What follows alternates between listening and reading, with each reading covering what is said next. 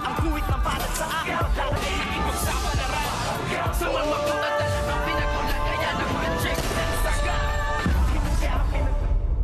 Good morning and welcome sa aking munting channel. At dito nga ay napabilib itong boss ni Tanggol at ni Bubbles nga na si Boss B, nang ito nga ay harapin ni Tanggol ang mga lalaki na bumastos nga kay Bubbles at tumadyak-tadyak at tumutok nga ng baril kay Boss B. At ito nga ay lahat napatumba nga ni Tanggol at napabilib din naman ang lahat ni Tanggol. Kaya nga siya ngayon ay talaga nga sikat na sikat sa loob nga ng isang club na kung saan doon sila nagtatrabaho. At dito nga ay nasabi ni Boss B na napabilib mo ako Tanggol at talagang matikas at magaling kang ang tao. At dito naman ay sumabad itong ang si Emong at sinabi yang talagang magaling po yan, yang si Tanggol at yan ay isang ex-convict. At nagulat naman si Boss B nang malaman niya nga dati pa lang nasa loob ng kulungan itong si Tanggol. At dito rin ay umamin na nga rin itong si Bubbles na ex-convict nga rin siya. At sinabi nga dito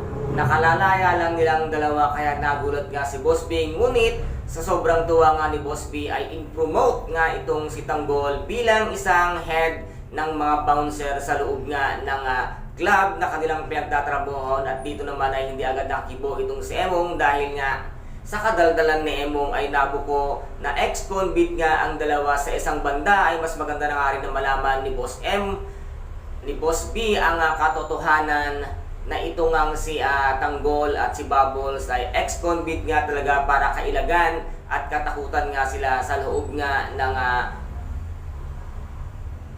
kanilang pinagtatrabahuan sa club. At dito naman ay pinatawag nga itong si Tanggol ni Boss B at kinausap nga ito na baka kung siya daw ay takas. At dito nga ay pinaliwanag ni Tanggol na siya ay kalalaya lang at napawalang sala sa anong mga ibinintang sa kanya dahil talagang magaling ang ibinigay na attorney ni Don Pacundo sa kanya. At dito naman ay sinabi nga dito ni Boss B na kung meron silang relasyon, at sinabi nga dito ni Tanggol na wala silang relasyon. At dito naman ay malungkot nga itong si Marites dahil nga ipinagluto niya si Rigor ng masarap na pagkain dahil tulad nga ng kanyang pangako na ipagluto niya. Ngunit hindi dumating itong si Rigor dahil nga nandoon siya sa piling nga nitong kanyang kabit na si Lena. And guys, ito po ang ating pakaabangan dito nga sa tinaguriang pambansang teleserye FPJ ang Batang Quiapo. At kung nagustuhan po ninyo ang aking videos for today, paki-subscribe na lamang po ng aking channel, paki-like and share para maging update kayo sa lahat ng gagawin kong videos. Maraming salamat po.